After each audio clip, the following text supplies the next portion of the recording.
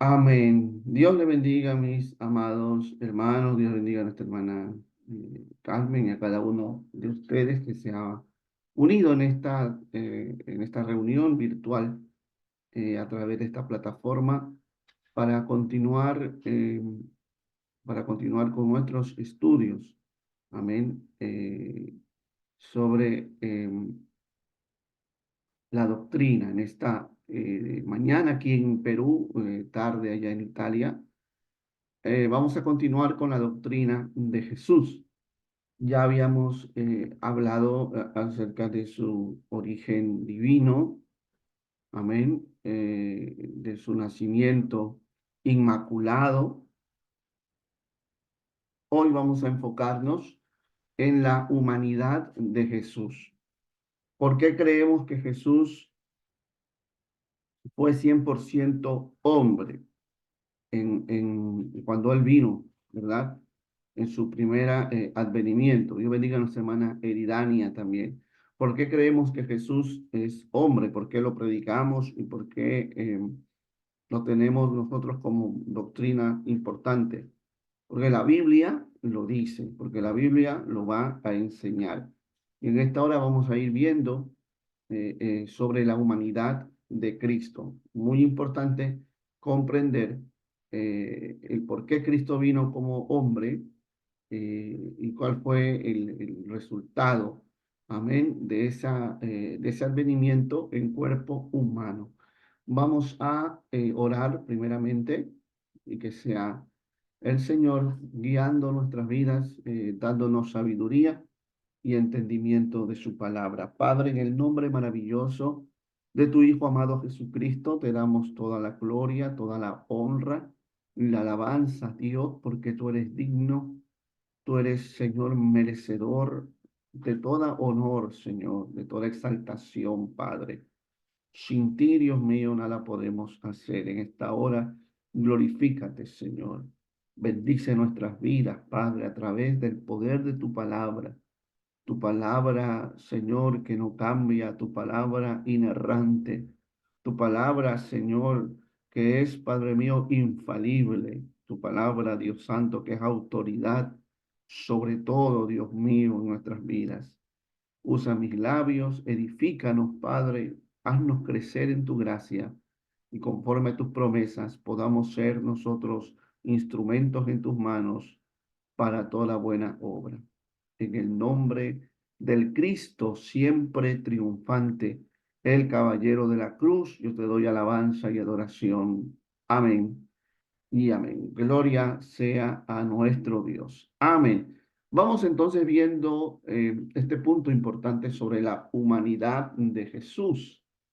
En Mateo 1:18, que es un versículo que nosotros ya habíamos visto sobre el nacimiento de Jesucristo.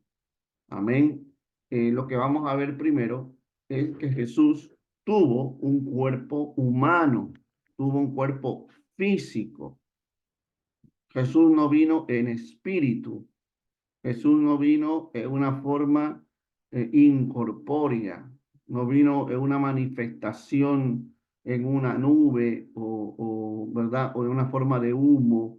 No, Jesús tuvo un cuerpo físico. Mateo 1:18 dice que Jesús fue concebido y fue engendrado. Gloria al nombre del Señor. Es decir, que Jesús fue formado en el vientre de María, 9 meses. El cuerpo de Jesús fue formado en el vientre de María. No la naturaleza divina de Cristo, no, porque Él es desde antes de la fundación del mundo. Recuerde que Él dijo, Abraham vio mi día y se gozó. Los religiosos le dijeron, no tienes ni 50 años y has visto a Abraham. Y él dijo, antes que Abraham fuese, yo soy. Bendito el nombre del Señor. Así que la doctrina errónea del catolicismo que enseña que Jesús, eh, que María, perdón, es madre de Dios, es una herejía. es una blasfemia. María es la madre del cuerpo físico de Jesús, si se quiere, del Cristo humano, del Jesús humano. Pero el Jesús divino, como Dios, existió desde la eternidad y existirá hasta la eternidad. Por eso que la Biblia dice que por Él y para Él fueron creadas todas las cosas. Antes que el mundo existiese, ya Cristo estaba porque Cristo es Dios. Amén. Eso es bueno que lo tengamos claro. Cuando dice la Biblia que Jesús fue concebido, ¿verdad? Por María, por medio del Espíritu Santo, engendrado por el Espíritu Santo, concebido por María, está hablando del cuerpo físico de Jesús. Amén. Así que Jesús fue un bebé, pues fue un niño que tuvo que nacer como nacen todos los seres humanos. Entonces ya desde allí, desde su nacimiento, vemos eh, que Cristo fue un ser humano también. En Gálatas capítulo 4, versículo 4, también nos dice la escritura cómo es que vino Jesús. Mire, vamos a leer este versículo que está en Gálatas 4:4 y dice la escritura. Es uno de los versículos más poderosos de la escritura, hermano, que nos habla del control de la soberana voluntad de Dios. Dice, pero cuando vino el cumplimiento del tiempo, o sea, cuando vino el momento preciso de que Jesús viniera a la tierra, Dios envió a su Hijo, nacido de mujer y nacido bajo la ley. Es decir, que Jesús no descendió del cielo, no vino, no se apareció del cielo como se aparecen los ángeles, como se apareció Gabriel a María o como se le apareció, como se apareció el ángel Miguel en muchas ocasiones, que descendían del cielo, que aparecían del cielo. Jesús vino a la tierra nacido de una mujer. Amén. La aparición de Cristo no es que Él descendió, apareció por arte divino allí, ¿verdad? Yo soy Jesús. No, no. Jesús viene a la tierra bajo la voluntad de Dios, nacido de una mujer, es decir, viene como un hombre. Amén. A cumplir un propósito. El hecho de que Jesús llegara como hombre tiene un propósito. Amén. Y aquí podemos ver también nosotros la humillación del cual nos habla el apóstol Pablo en su carta a los filipenses, que Jesús se humilló, haciéndose, tomando forma de hombre, amén, haciéndose semejante a nosotros, porque esa es la primera humillación que pasó Cristo, que siendo Dios creador, todopoderoso, omnipresente, se autolimita al hacerse hombre, se degrada voluntariamente, deja su trono de gloria, deja la alabanza de los ángeles, deja su omnipresencia por un periodo de tiempo, nace en el vientre de María como un ser humano, sujeto a sus padres, siendo Él el creador a quien deberíamos estar sujetos todos. Entonces, desde allí ya vemos la humillación de Cristo, pero esa humillación, mis amados, tuvo un porqué, tuvo un propósito, y es que Cristo vino a dar su vida por rescate, en rescate de muchos. Pero si Él hubiese venido como Dios o en su naturaleza divina, Dios no puede morir. Dios no puede derramar sangre. Entonces, como Dios, Cristo no nos hubiese podido redimir. Por eso es que Él tuvo que venir sí o sí en un cuerpo mortal, en un cuerpo limitado, en un cuerpo insuficiente, para ser esa ofrenda, ese sacrificio.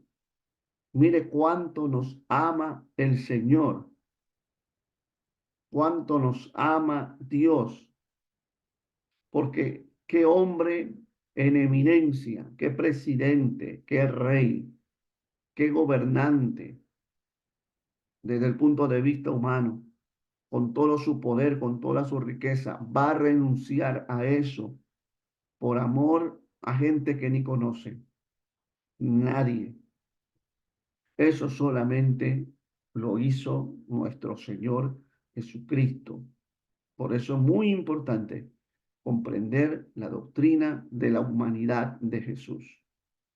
No solo decir Cristo se hizo hombre y basta, no. Si tú no sabes, no entiendes el propósito por el cual Cristo tuvo que venir en forma humana, perdemos mucho de la esencia de la fe cristiana y del amor que debemos sentir por nuestro Señor, porque Él nos amó primero. Gloria al nombre del Señor. Recuerde que usted puede preguntar, amén. Vamos a leer Lucas 2:52. ¿Qué nos dice la palabra en Lucas capítulo 2, versículo 52? Vamos al Evangelio, entonces, mis amados, del médico amado, ¿verdad? De Lucas. Aleluya. Capítulo 2, versículo 52.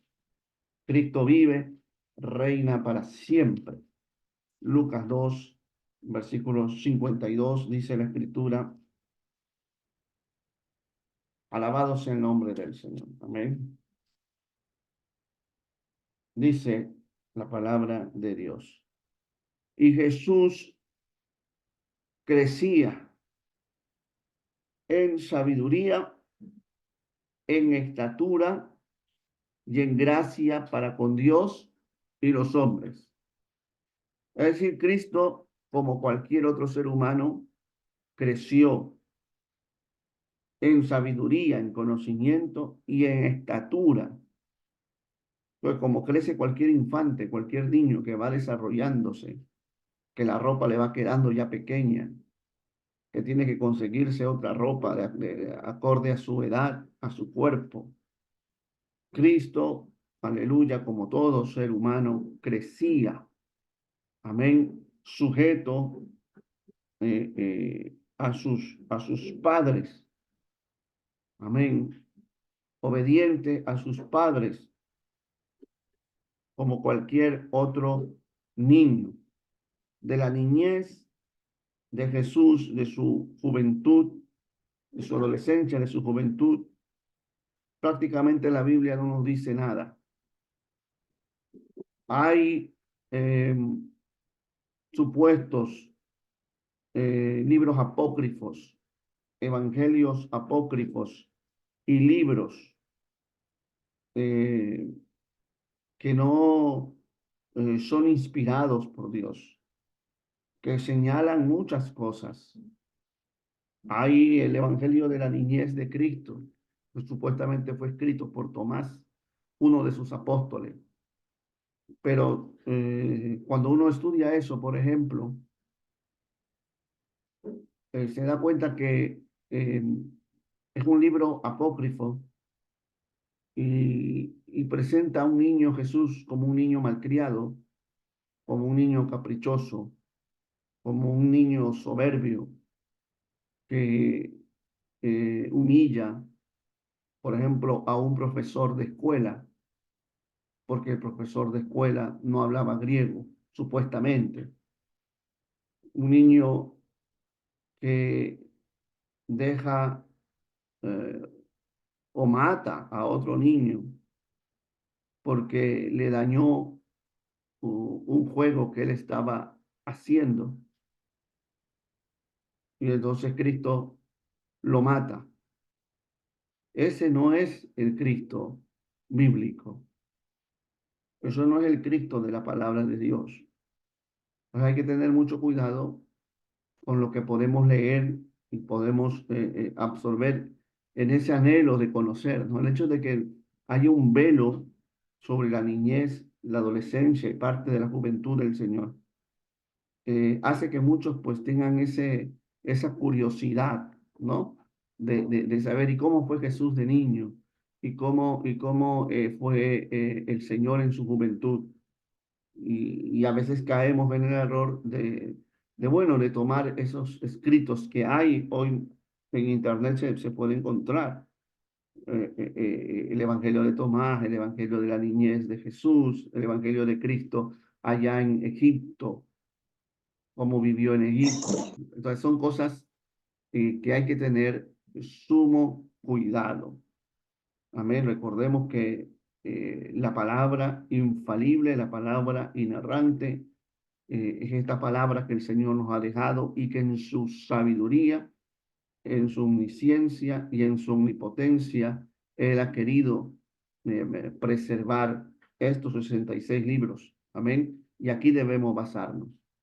Luego, todo lo demás hay que entender que la Biblia no, los evangelios no tienen como finalidad presentarnos una biografía del Señor Jesucristo. La finalidad de los evangelios es presentarnos a Cristo como el Salvador y su obra redentora. El apóstol Juan dice que el Señor hizo muchas otras cosas más que no estaban registradas en el libro de Juan. Pero él dice, pero estas cosas se escribieron para que sepáis que Jesús es el Cristo, el Hijo de Dios. Amén. Así que yo puedo entender que pueda haber mucha curiosidad, de hecho, yo también la tengo, de saber qué fue de Jesús en su niñez, en su juventud. Hay gente que ha escrito libros de los años perdidos de Cristo y crean teorías de que Cristo en su juventud se dedicó al mismo trabajo de su padre, que era labrar la piedra, ¿verdad? Porque cuando la Biblia habla de carpintero, no es el carpintero que tú y yo conocemos hoy, del serrucho y de la madera, sino que era el trabajo de la piedra, que trabajaba con piedra.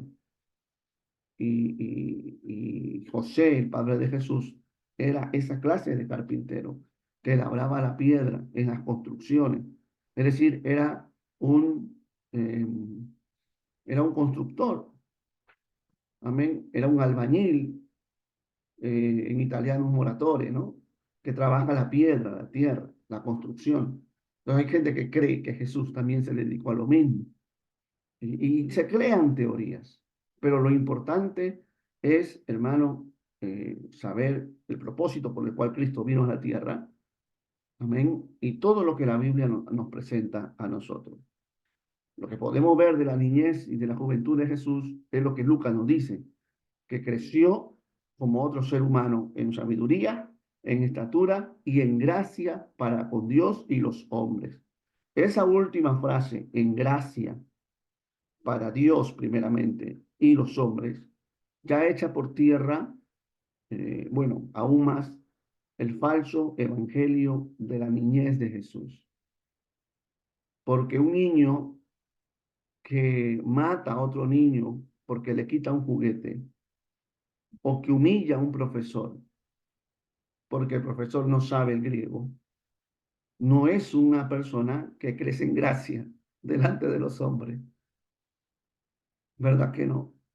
Es un niño a quien la gente pues no lo considera, lo mira como un malcriado, no inspira gracia. Pero la Biblia dice que Cristo crecía en sabiduría, en estatura y en gracia para con Dios y con los hombres. Amén. Y es algo común en el ser humano. Dios no crece, Dios no va adquiriendo sabiduría, Dios es sabiduría. Amén. Dios, en Cristo no pasan los años, es decir, en Dios, ¿no? En el Dios omnipotente, no pasan los años, porque el tiempo para Dios es irrelevante. Bendito el nombre del Señor. Pero Cristo, como ser humano, como niño, tuvo que crecer, ser un niño más grande, un adolescente, un joven y llegar a la edad adulta. Así que la Biblia demuestra claramente que Jesús tenía un cuerpo humano. Amén. ¿Qué otras cosas nos dice la Biblia sobre la humanidad de Cristo? Y voy a pedir aquí que intervengan también y me apoyen leyendo Juan 19:34. Busque en su Biblia Juan 19, versículo 34. A su nombre. Léelo. Amén. Amén, pastor. Digo, Amén, Amén. pastor. Amén. Pero uno de los soldados le abrió el costado con una lanza y al instante le salió sangre y agua. Amén. Gloria al nombre del Señor. Entonces vemos aquí que la experiencia de su sufrimiento y muerte fue real ante los ojos de muchos. Amén. Es decir, hubo muchos testigos que vieron la agonía, el sufrimiento de Cristo hasta su muerte. De hecho, en el versículo que nosotros hemos leído, gloria al Señor. Amén. Cuando llegaron los soldados ya en la muerte de Jesús, ya Jesús estaba muerto. Por lo tanto, no le quebraron las piernas, porque usted sabe que una de las muertes más horribles, de hecho, era la muerte más terrible, era una maldición morir crucificado. Solo los viles morían de esa manera. El Imperio Romano tenía como castigo a los más perversos morir crucificados. Y era una agonía, porque la crucifixión es una muerte lenta. Y había momentos donde el crucificado tardaba en morir. Y bueno, los soldados no querían estar todo el tiempo allí.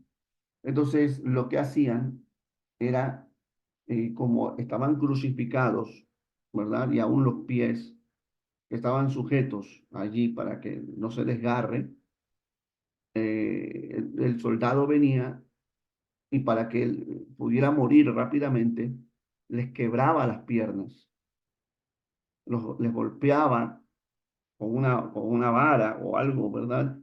Gloria al nombre del Señor, y quebraban las piernas. Usted imagínese eso. Ese hombre que estaba sufriendo ahí gritaba terriblemente de dolor. Las piernas al estar fijas, ¿verdad? A una tablilla o algo que ponían allí crucificada, eso al momento del golpe, hermano, había esa separación, ¿no? De, de, de la rodilla con la pierna, ¿no? Con el hueso. Bendito el nombre del Señor. Y todo eso, la tibia, todo el peroné, todo eso, hermano, podía quebrarse y salirse de su lugar. Eso era algo espantoso. Y entonces eso provocaba que el crucificado muriera rápidamente y los demás pudieran irse a su casa. Pero que con Jesús no pasó eso. Amén. Con Jesús no pasó eso. Porque cuando ellos llegaron con ese propósito de quebrarle las piernas al Señor, ya Jesús había muerto, ya Jesús había entregado el Espíritu. Y dice la Escritura que uno de los soldados abrió el costado con una lanza y al instante salió sangre y agua. Científicamente, ¿verdad? Esos dos elementos, pues, son los que contiene el cuerpo humano. Somos agua y somos sangre. Bendito el nombre del Señor. Amén. Y es una demostración de que Cristo no era un extraterrestre, como muchos incluso quieren atestiguar de que Cristo era un ser, ¿verdad? No era un ser humano, era un ser venido hasta de otro planeta, de otro mundo. Cristo no era un mutante, Cristo no era alguien fuera de lo normal en su físico, en su físico. Cristo era un ser humano. Amén. Y esa es la demostración. Del cuerpo de Cristo salió sangre y agua. Y mire lo que Juan dice después. Y el que vio y el que lo vio da testimonio. y su testimonio es verdadero, y él sabe que dice la verdad para que vosotros creáis. Porque estas cosas sucedieron para que se cumpliese la escritura. No será quebrado hueso suyo. Y también otra escritura dice, mirarán al que traspasaron. Amén. Al que traspasaron, es decir, la lanza, ¿no? Gloria al nombre de Jesús. Así que, mis amados hermanos, esa experiencia del sufrimiento, porque Dios no sufre, porque Dios no muere, porque Dios no puede ser torturado, mas Cristo fue torturado. Cristo fue el siervo sufriente, experimentado en quebranto. Amén. Varón de dolores. Gloria al nombre del Señor. Y para que todo eso se cumpliera, Jesús tuvo que venir en cuerpo humano. Bendito y alabado sea el Señor. Vamos a leer Primera de Juan 1, del versículo 1 al 4. Vamos a pedir a nuestra hermana Carmen que ella lo lea. Amén, pastor. Amén. En nombre del Padre, del Hijo, del Espíritu Santo. Lo que era desde el principio, lo hemos oído. Lo que hemos visto con nuestros ojos, lo hemos contemplado. Y palparon nuestras manos tocante al verbo de vida.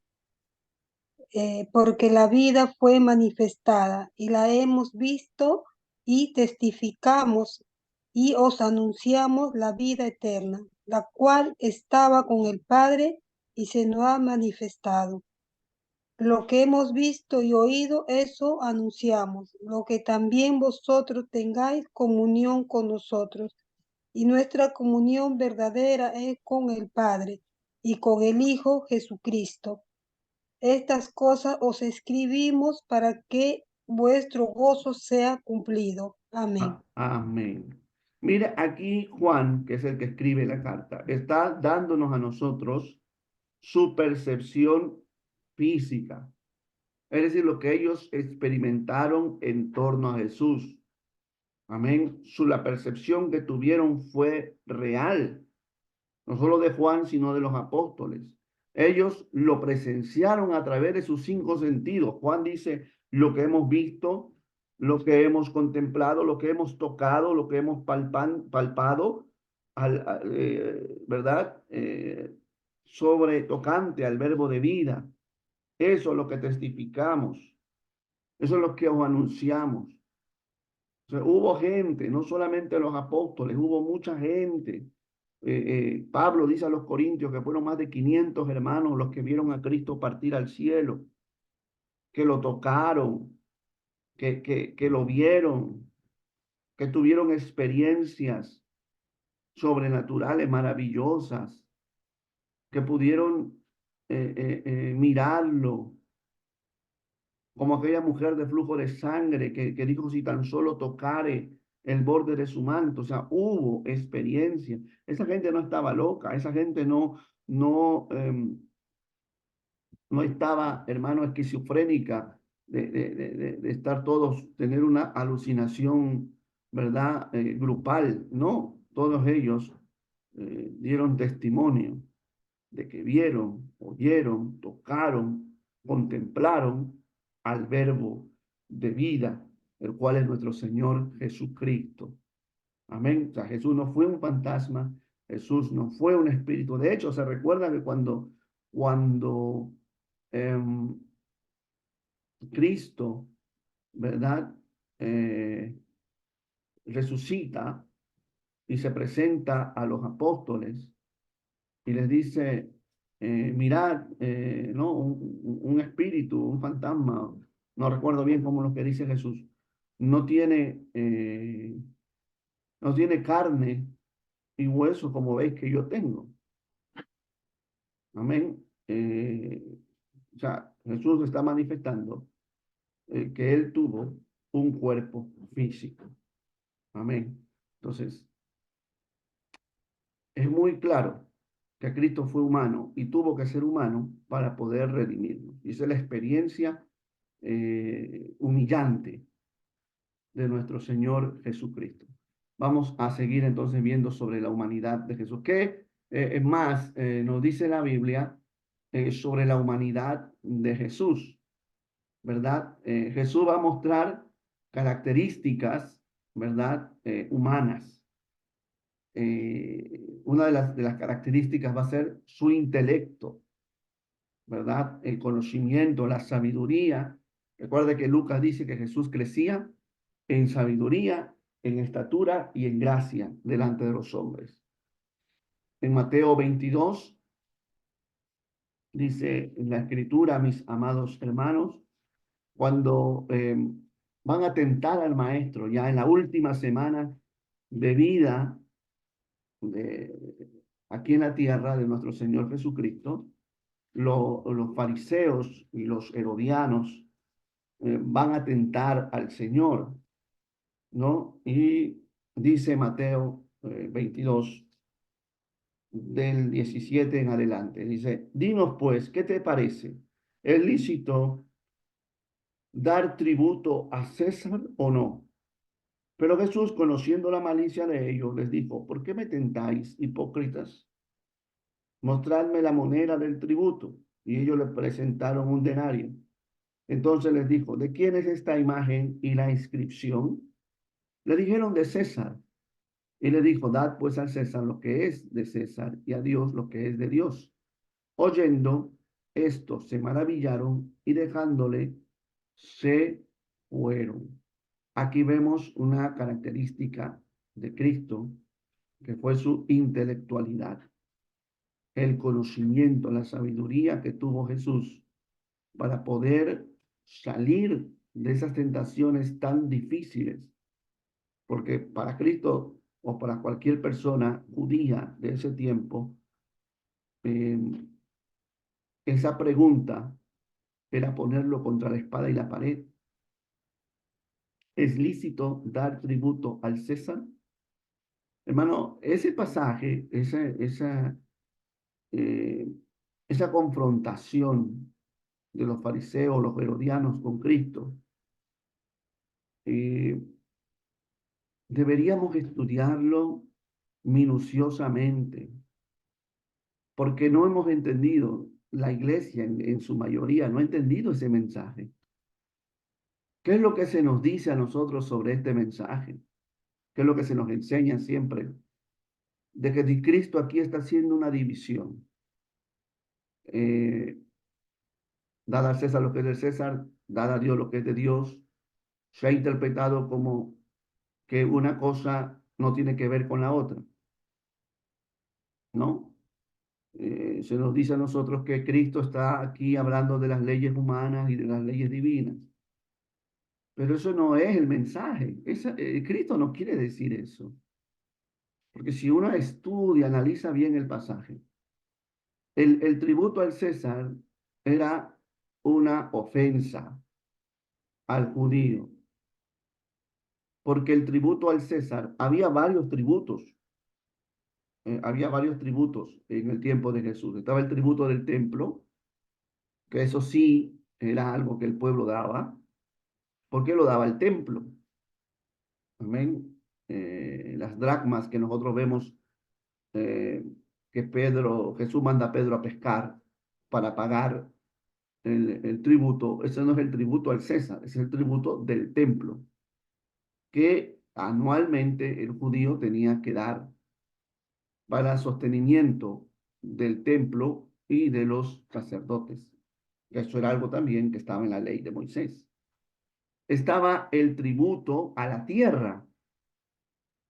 Era el tributo que se tenía que pagar si tú tenías un campo, si tú tenías una chacra, una viña, amén, tenías que dar ese tributo. Si tú tenías un trabajo, tenías que pagar tributo. Para eso estaban los publicanos, ¿no? Para cobrar ese tributo. Pero además de eso, estaba el tributo al César, que era que se podía solo dar con una moneda romana, que era el denario. Pero el problema de esta moneda y el problema del tributo al César era que el tributo al César se le daba porque se reconocía al César como Dios. Cuando Cristo pide el denario, Cristo le dice, ¿de quién es esta imagen? Ojo, ¿de quién es esta imagen y la inscripción? En la moneda, en el denario, había una imagen y había una inscripción, es decir, una frase. Eh, la imagen, recuerde que en los mandamientos dice, no te harás imagen de ninguna cosa que está en los cielos, en la tierra y debajo de la tierra. Amén. No te harás imagen. Entonces, ¿por qué le dice hipócritas? ¿Por qué me tentáis, hipócritas? Porque ellos estaban diciendo, bueno, ¿es lícito pagar al César? ¿Es lícito honrar al César como Dios, dando nuestro tributo al César, reconociendo como Dios? Supuestamente ellos estaban en contra de eso, pero tenían un denario en su bolsillo.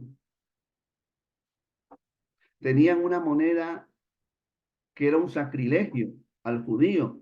¿Y dónde lo tenían? En el templo.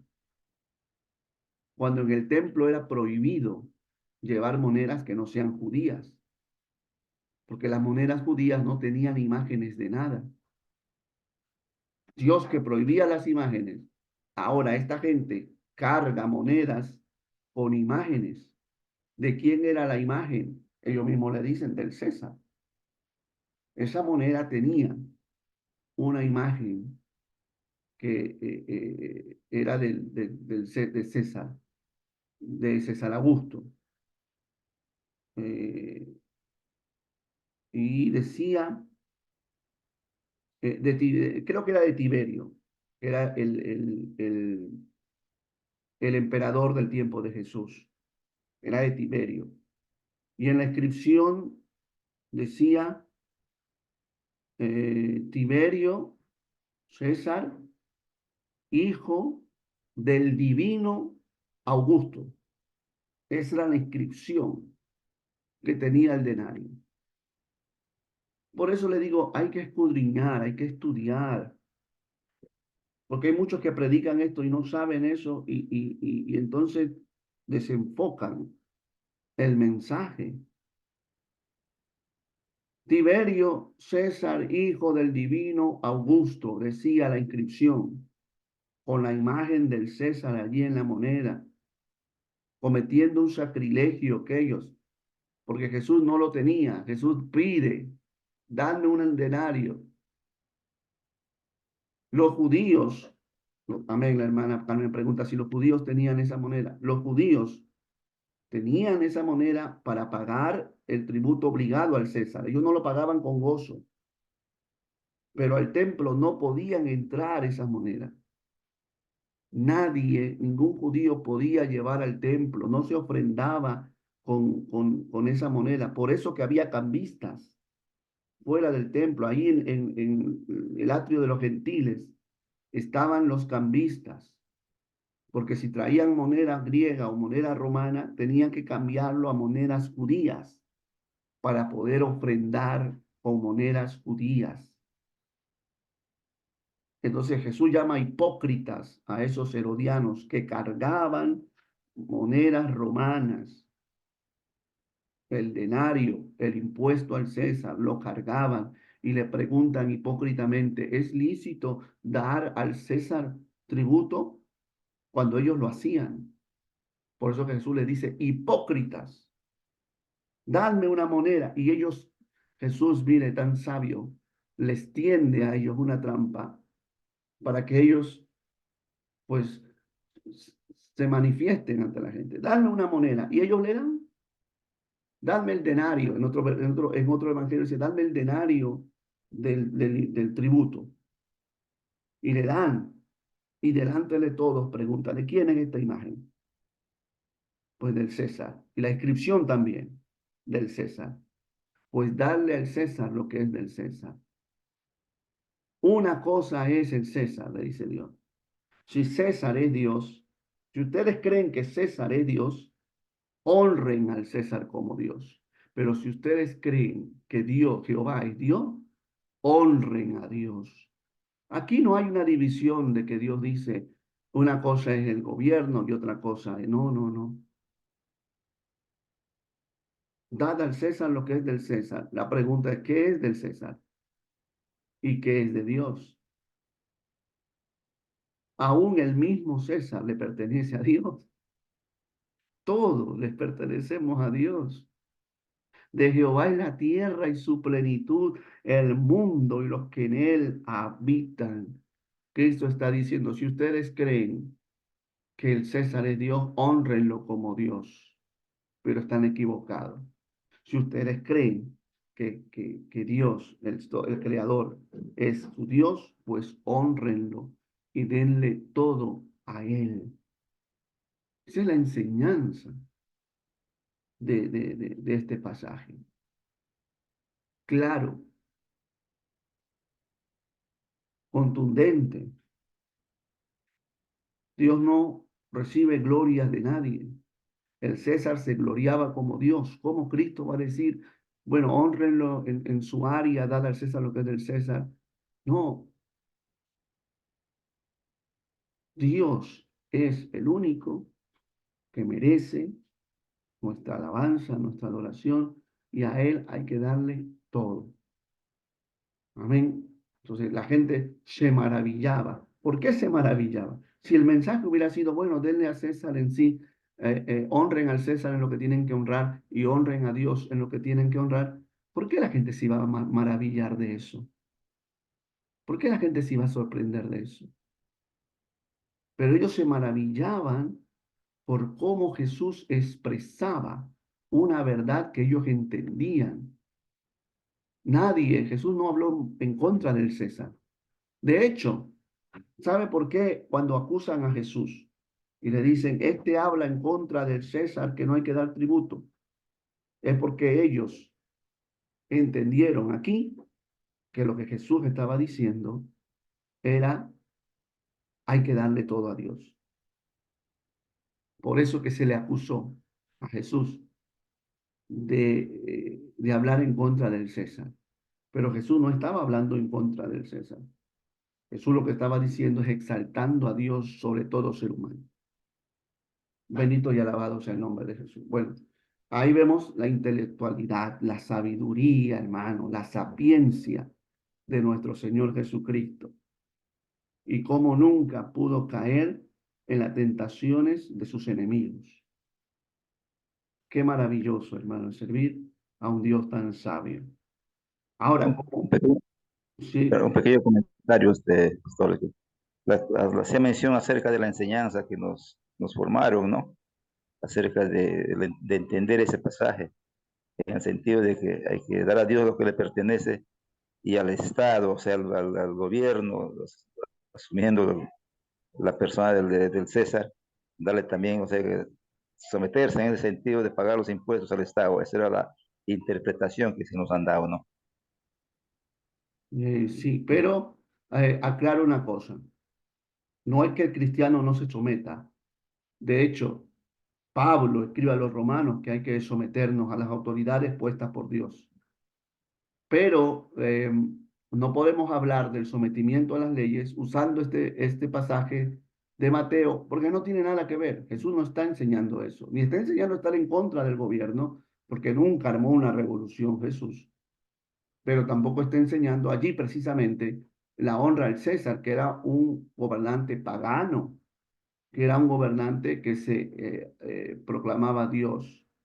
Amén. Entonces, ese mensaje en Mateo no se puede aplicar para hablarnos a nosotros de que nos sometamos a las leyes. Claro que hay que someternos a las leyes, porque son puestas por Dios, dice el apóstol Pablo. Someteos pues al rey, también dice la escritura, en todo lo que tenga que ver con las cosas que tenemos que hacer. Pero cuando esas leyes humanas van en contra de nuestra adoración, como en este caso el César quería adoración a él a través del tributo que se le pagaba porque él era divino, supuestamente, Es allí donde el cristiano tiene que decir, mejor es obedecer a Dios antes que a los hombres. Si bueno, no pasaría, ¿no? Pasaba antes, pero digamos, cuando venga el anticristo, que él va a ser gobernador mundial, como enseña la palabra del Señor, y él va a pedir adoración. Y alguien diga, yo no quiero adorar porque yo no sé qué, yo sé que él no es Dios, él es un ser humano. Eh, ¿Estaría en contra de lo establecido por Dios? No, porque hay límites en nuestro sometimiento. Nosotros como cristianos tenemos que pagar los impuestos, tenemos que pagar la luz, tenemos que pagar el agua, tenemos que pagar los arbitrios, tenemos que pagar todo lo que tenga que ver con el Estado, porque la Biblia demanda de nuestro cristianismo eso. Pero una vez que las leyes quieran ir en contra de nuestra fe, ahí ya hay un problema. Por ejemplo, si los gobiernos quieren establecer el matrimonio homosexual como algo obligado y que aún no pasaría en otros países porque no tenemos nosotros ni en Italia, ni en Perú, ni en Sudamérica el poder legal de casar, como lo tienen en Estados Unidos los ministros. Pero si en Estados Unidos, por ejemplo, se les obliga a los pastores a casar, porque ellos tienen autoridad legal de casar a homosexuales, el hombre de Dios tiene que pararse firme y decir, no, yo no voy a obedecer esa ley. Y no está pecando, al contrario, está honrando a Dios en primer lugar. Amén. Entonces, dicha esa aclaración, ¿no? Porque no vayan a pensar y decir, bueno, el pastor Enrique está diciendo que no nos sujetemos. No. Lo que estoy diciendo es que la enseñanza de Mateo no tiene que ver con el sometimiento al gobierno, sino que tiene que ver con la honra exclusiva que hay que darle a Dios. Bendito el nombre de Jesús. Amén. Vamos a seguir entonces, mis amados, si no hay más preguntas. Gloria al nombre de Cristo. Amén. Vamos a ver que Cristo como ser humano también tuvo necesidades físicas. Amén. Mateo 19:28, que es el capítulo que habíamos leído sobre la muerte en la cruz de nuestro Señor Jesucristo, nos va a decir a nosotros algo también muy importante, que Jesús tuvo sed. Amén, uno de los versículos, no, digamos, más contundentes sobre eso. Dice el versículo 28. Después de esto, sabiendo Jesús que ya estaba consumado, que ya todo estaba consumado, dijo, para que se cumpliese, para que la escritura se cumpliese, tengo sed. Amén. Jesús sintió sed. Y no fue la primera vez que Jesús sintió sed. Cuando él se acercó al pozo allá en Samaria, ¿verdad? Le pidió a la mujer samaritana que le diera agua para beber, porque Jesús tuvo sed. Y sentir sed es una necesidad física, no es una necesidad del alma. Usted puede decir, pastor, pero la Biblia dice, mi alma tiene sed del Dios vivo. Sí, es una necesidad espiritual. Tu alma no tiene sed de agua.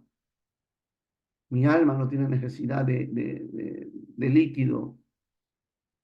Amén. Mi alma tiene una necesidad de Dios. Entonces, entendamos, ¿no? Aquí Cristo tuvo una necesidad de agua.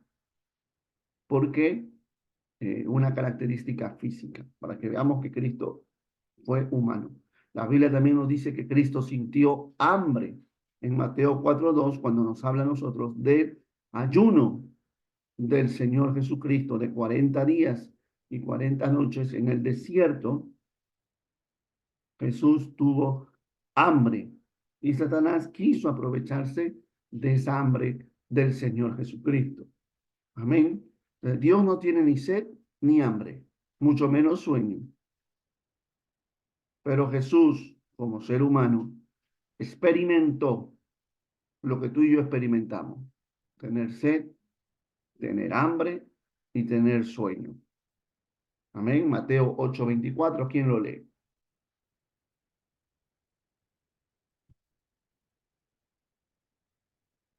Mateo 8:24. Amén, pastor. Amén, hermano. Y aquí que se levantó en el mar una tempestad tan grande que las olas cubrían la barca, pero él dormía. Fíjense, hermano, que el Señor Jesucristo parece que ese momento estaba muy cansado o el Señor Jesucristo tenía un sueño pesado. Amén. Parece ser que Jesús era de aquellos que se dormían y ya, pues, no sentían nada, ¿no? Porque estaban en la barca, o lo incómodo que puede ser también dormir en una barca, y a la vez había una tempestad. Y el mar hace ruido, ¿no? El mar hace ruido cuando está agitado y el viento que sopla. Todos allí en la tempestad, pero él dormía. Y si uno ve en los versículos anteriores, se ve que Jesús tuvo días de mucha labor intensa en la obra del Señor. De manera que cuando llega la noche, Jesús estaba rendido. Y eso es algo que es propio de un cuerpo físico, ya sea de un cuerpo humano o de un cuerpo animal. Todos los seres vivos físicos dormimos, pero Dios no duerme. Amén. Dios no se dormirá ni se adormecerá el que guarda a Israel. Dios no duerme. Dios no tiene sueño. Dios no se cansa, porque esas son necesidades propiamente físicas. De manera que aquellos que predicaban y predican que Cristo no vino en cuerpo físico, tienen un problema con la Escritura, porque la Escritura nos está demostrando que sí Jesús tuvo un cuerpo físico, tuvo limitaciones humanas, como Lucas 23:46 nos dice que él murió, que es algo físico, es algo que solo le pasa al ser físico, sea humano, sea animal, pero también tuvo limitaciones, otras limitaciones, ¿no? Nosotros, ninguno de nosotros somos omnipresentes, no podemos estar en todo lugar, y Jesús no podía estar en todo lugar. Cuando le dicen, tu amigo Lázaro está enfermo, Jesús estaba lejos. Y Jesús tuvo que viajar para llegar a la casa de Lázaro. Claro, intencionalmente Jesús también se demora, pero él tuvo que viajar. Él no se apareció así de golpe. Él tuvo que hacer un viaje largo. Bendito el nombre del Señor. Jesús miraba y veía la necesidad que había en la gente. Y en un momento se sintió triste, porque como humano que era, había momentos donde Jesús no podía llegar como humano a muchos lugares. ¿Y qué es lo que dijo? Orar al Señor de la mies que envíe obreros, muchos, a su mies, porque como somos humanos, somos limitados. Y un solo humano no puede hacer la tarea.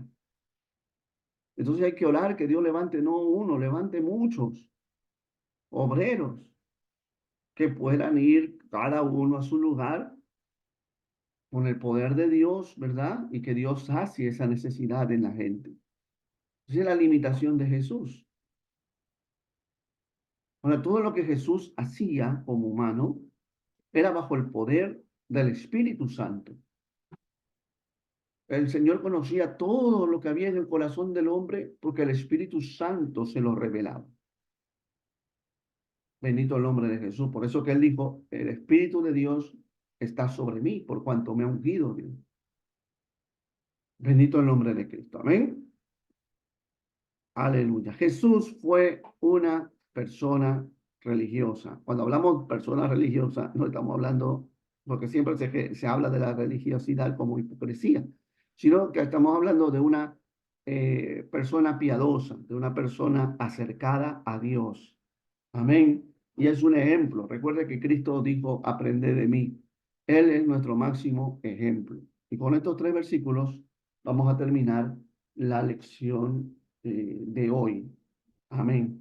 Gloria a Dios. Jesús fue una persona entonces piadosa, una persona muy cercana a las cosas de Dios, como tenemos que ser nosotros. Y hay 3 puntos muy interesantes aquí. Número 1, que Jesús tenía la costumbre de leer la escritura. Jesús conocía la escritura. En Lucas 4:4, vamos a Lucas.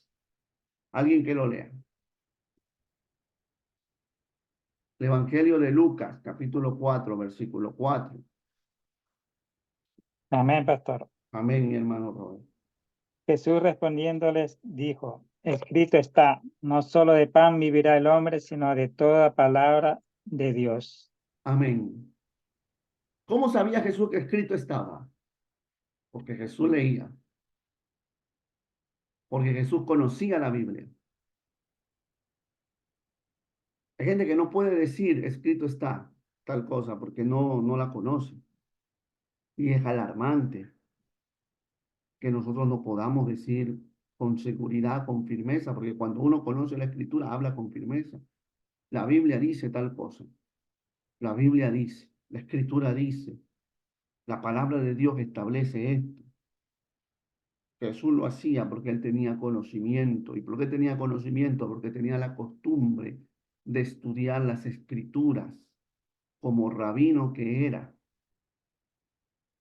Hoy lo que hacemos es, espérate un momento que voy a llamar al pastor, voy a preguntarle al pastor. Y ya en ese momento que tú le preguntas al pastor, la vida puede perder el interés. Mira, ahora no me recuerdo, pero más tarde que voy a la iglesia le voy a preguntar al pastor dónde está el pasaje y yo te lo voy a dar. Hermano, perdemos mucho cuando hacemos eso. No sé por qué, pero ¿qué es lo que mi pastor dijo? Esa mala costumbre. El pastor dice, el pastor ha dicho. No, es que no es la voz del pastor. Uno tiene que decir, mira, la Biblia dice aquí, Dios dice esto. Tenemos que ser bíblicos, tenemos que ser personas preparadas, hermano. Tenemos que conocer la Biblia y eso lo vamos a hallar con la costumbre, porque tiene que ser una costumbre de leer la Biblia. Amén, de amar la palabra de Dios, decir como David, oh, cuánto amo tu ley. Amén. En ella medito de día y de noche. Gloria al nombre del Señor. Y usted va a ver entonces cómo la palabra de Dios va a fluir de sus labios. A veces decimos cosas que no están ni en la Biblia, ¿no? Ayúdate, la Biblia dice, ayúdate que yo te ayudaré. ¿Dónde dice eso? ¿Dónde dice eso? ¿No? ¿Dónde dice eso? Entonces decimos cosas que no están en la Biblia porque lo oímos por ahí. Gloria al nombre del Señor. Pero cuando nosotros conocemos la Biblia como Jesús, decimos, escrito está. Escrito está. No solo de pan vivirá el hombre, sino de toda palabra de Dios. Dios va al Pentateuco, Cristo va al Pentateuco y le saca Biblia a Satanás. Así que Jesús era una persona piadosa, no era un ateo, no era una persona, un agnóstico. Jesús era una persona piadosa que buscaba de Dios, aún siendo el Hijo de Dios, él se llenaba de Dios. Cristo solo adoraba a Dios y a él servía. Lucas 4:8 dice, respondiendo Jesús le dijo, vete de mí, Satanás, porque escrito está el Señor tu Dios, adorarás y a él solo servirás. Amén. Pero como dedicado, consagrado a Dios, solo él adoraba a Dios y a él solo servía. Su vida estaba dedicada al servicio de Dios, al servicio del Padre. Jesús no servía al dinero. Jesús no servía a las cosas de este mundo. Jesús servía a Dios. Jesús adoraba a Dios. Amén, gloria al nombre del Señor. ¿A quién adoramos nosotros? ¿A quién servimos nosotros? A Cristo nos da ejemplo de que podemos ser piadosos. Amén. Gente que viva para Dios. Y en Lucas 4:16 dice la escritura algo muy lindo. Y vino a Nazaret, donde se había criado, y en el día de reposo entró en la sinagoga conforme a su costumbre y se levantó a leer. Le dieron el privilegio, porque el que tiene la costumbre de ir al templo tiene privilegios. Una persona que no tiene costumbre de ir al templo, no se puede tener el privilegio de darle a leer la palabra de Dios, de cantar un cántico a Dios, de ministrar a Dios, a su nombre gloria, no dejando de congregar como algunos tienen por costumbre. El salmista decía, una cosa he demandado a Jehová, esa buscaré, el estar yo todos los días de mi vida en la casa de Jehová para inquirir en su santo templo, para contemplar la hermosura de Jehová. Y si Cristo tenía esa costumbre, Cristo todos los días de reposo era infaltable en la sinagoga. Y aunque la Biblia no lo diga, yo estoy plenamente convencido, seguro de que Cristo no llegaba tarde. Bendito el nombre del Señor. Amén. Entonces, todas esas cosas nos muestran que Cristo fue una persona dedicada a Dios. Él nos dijo, bueno, yo soy el Hijo de Dios y estas cosas, no, yo soy excepto de estas cosas porque yo soy Dios, yo soy Hijo de Dios. No, Él también como humano se tuvo que sujetar en todas las cosas y se tuvo que sujetar al Padre. Por eso dice que como hombre, Él tuvo que aprender la obediencia a su nombre, gloria. Él tuvo que aprender como humano, ¿verdad? A sujetarse al Padre. Y estas cosas las hacía para sujetarse al Padre. Gloria al nombre del Señor. Así que qué maravillosa enseñanza nos da. Amén. La próxima semana vamos a concluir y vamos a seguir hablando más de Cristo. Amén. Vamos a seguir hablando de su humanidad. Gloria al nombre del Señor. Y cómo es que el Señor se convirtió, cómo es que Dios se convierte en humano. Usted me dice, pastor, bueno, ya, yo sé que Cristo vino en forma humana, pero ¿cómo fue eso? ¿Cómo es que Dios se hace carne? Todo eso lo vamos a ver la próxima semana. Amén. Vamos a dejar de grabar para ver si hay preguntas. Gloria al nombre del Señor.